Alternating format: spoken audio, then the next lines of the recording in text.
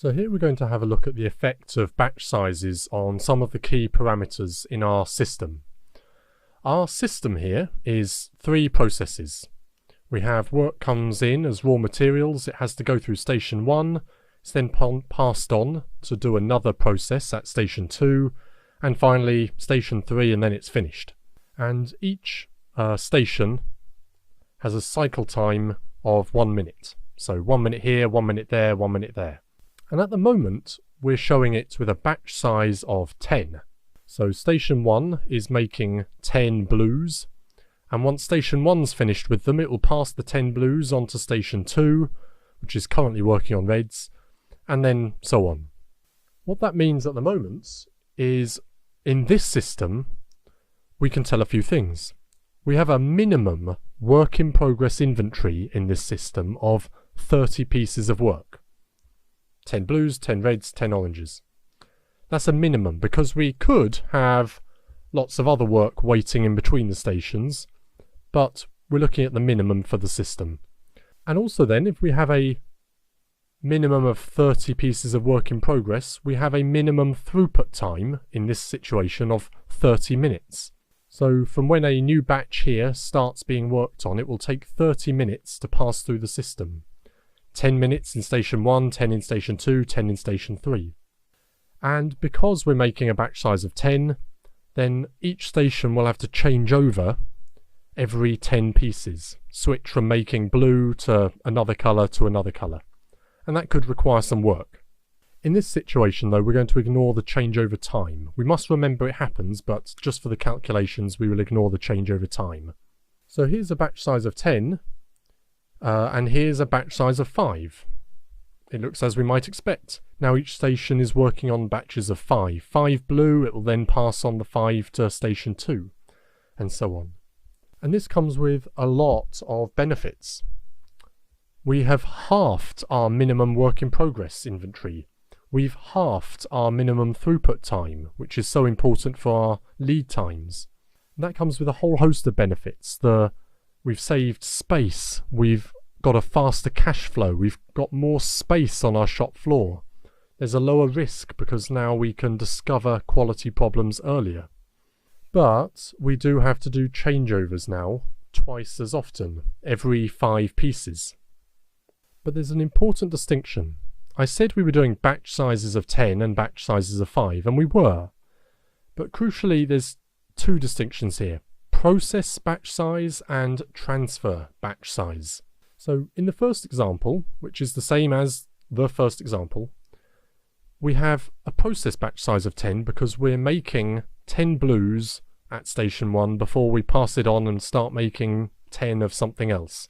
So he's processing 10 of something before changing. We also have a transfer batch size of 10 because station 1 passes over the basket when it's full of 10 pieces. In the bottom example, we've got a process batch size of 5 and a transfer batch size of 5. Not only is he making 5, but then when the 5 are completed, then he passes the 5 on to station 2. What if those 2 things were different? We don't have to have the process and transfer batch size the same. In this example, we've got a process batch size of 10, but we've now halved the transfer batch size to be 5. So this means station 1 makes 5 blues, and then immediately passes those 5 blues onto station 2. And now station 2 can start working on blues as well. In total, the process batch size is still 10. Station 1 will work on 10 blues before changing over to 10 of some other colour. But we've already got a lot of the benefits. We've halved our work in progress here, it's down to 15. We've halved our minimum throughput time, which is down to 15. But in this situation now, we haven't changed the frequency of our changeovers. They still happen every 10 pieces.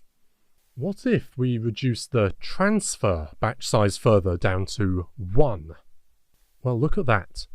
Immediately, we've had a huge impact on our inventory and throughput time again. Our throughput time now is just 3 minutes. That's just the cycle times. 1 minute to be made here, 1 minute to be made here, then 1 minute to be made here, because there's now no waiting time in between the processes. There's no work in progress queued up here. And because we've only changed the transfer batch size, our changeover frequency hasn't changed. We're still only doing changeovers every 10 pieces. This is us on the way to the famous lean one-piece flow.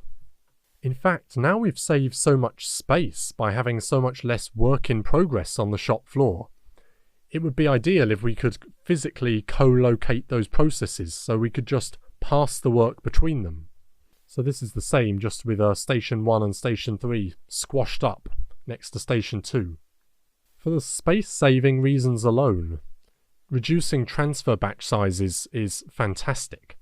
Think back to when we were doing transfer batch sizes of 10, when we had work in progress and throughput times of 30 pieces and 30 minutes, and just by changing when we pass the work between the stations, we can have such a big impact on this. This is without any extra changeovers at all. So why is this distinction between process and transfer batches so unknown and so uncommon when it's clearly so effective? Well, I think mostly it's because it causes paperwork problems. What do I mean by that? Well, whilst there are many difficult trade-offs between batch sizes, capacity, lead times, changeovers, schedules, if we just reduce our transfer batch size and start passing part of a batch between the different processes whilst it's still being finished at a different process, then it does get really tricky to manage where it is. This isn't a physical production problem, this is just an information and paperwork problem, and it is a real problem. So, to cut to it, what could we do? Well, a fast recommendation is to start by just cutting a big batch into several smaller batches and making them next to each other. So if you were going to make a batch of 10, as we have been, then change it to 2 batches of 5 and make them one after the other. This way our process batch is still really unchanged. We still make 10 before we do a changeover, but we get the immediate benefits of the smaller transfer batches, and we don't have the same paperwork problem of the batch being split between multiple locations. And this is us slowly working towards that lean ideal of one-piece flow. So what does this look like for the customer?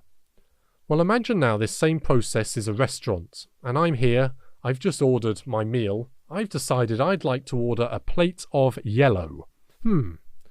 Well, yes, they've made all these great changes and their work in progress is low and their throughput time's good. But if I want a plate of yellow right now, I have to wait 34 minutes. Only the 3 minutes to finish the blues, but they already have this big batch of reds, then a big batch of oranges and a big batch of light blues, because their process batch is 10. They're already in the schedule, and the next time they can get a yellow to me is in 34 minutes. 3 minutes here, 10, 10, 10, and 1 minute to get the first yellow out. Well, this might not be a restaurant where we're talking in minutes. What if we were in a business where the processes are much longer? This could be 34 hours or even 34 days. What can we do? I think you've seen it coming. What happens if we could reduce our process batch size down to 1 as well? Now we have real, ideal one-piece flow. With a process batch size of 1 and a transfer batch size of 1, it means each station is only making 1 of each colour before they change over and make something else. So Station 3 is going to finish his light blue, then make a changeover and make some red, then he'll change over and make a blue.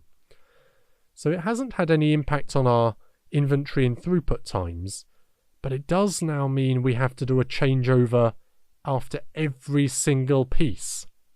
Eek. But from the point of the customer, this is great. Now I've ordered my plate of yellow, I don't have to wait 34 minutes, I only have to wait 7 minutes. Just the 3 minutes for these ones to be made, then they've got to finish a backlog of the existing schedule before they can stick my order, a yellow, on here. I'm much happier if I only have to wait 7 minutes. I might even come back more frequently. I might even be willing to pay more money for this kind of business. This is the lean ideal of true one-piece flow. Let's compare that to our original situation where we had a batch size of 10, a process batch size of 10 and a transfer batch size of 10. Minimum inventory 30, minimum throughput time 30 minutes, and we were changing over every 10 pieces. And in lean ideal one-piece flow, that's down to 3 pieces, 3 minutes, but it does mean changeovers after every single item. Now, if you're in a business where the changeover times are 0, then this is a no-brainer. Of course we'll do it. But almost no one works in a business where changeover times are really 0, even if it's just the distraction mentally of switching from doing one task to another. We're going to discuss how we can make this kind of balanced compromise in the next scheduling section. But what we need to remember, small batches good. And we have 2 ways of playing it. Can we reduce the process batch size? And can we reduce the transfer batch size? There's so many benefits just by reducing the transfer batch size. And whilst one-piece flow is a lean ideal, it's only possible in a few industries, but it is something to always strive to get closer to, always trying to get smaller and smaller batch sizes. If small batches are so good, why don't we all have them? There are, of course, real-world practical reasons, but also common bad misunderstandings of efficiency which contribute to choosing oversized batches. First, the practical reasons. Changeovers. Changeovers take time, effort, and the loss of production capacity in changing over, which is especially valuable on a bottleneck resource. Lean has a great tool to address this, which we studied already. SMED, S-M-E-D, SMED, which stands for Single Minute Exchange of Die. Not a helpful name. And this is the tool to help us analyze and reduce our changeover times.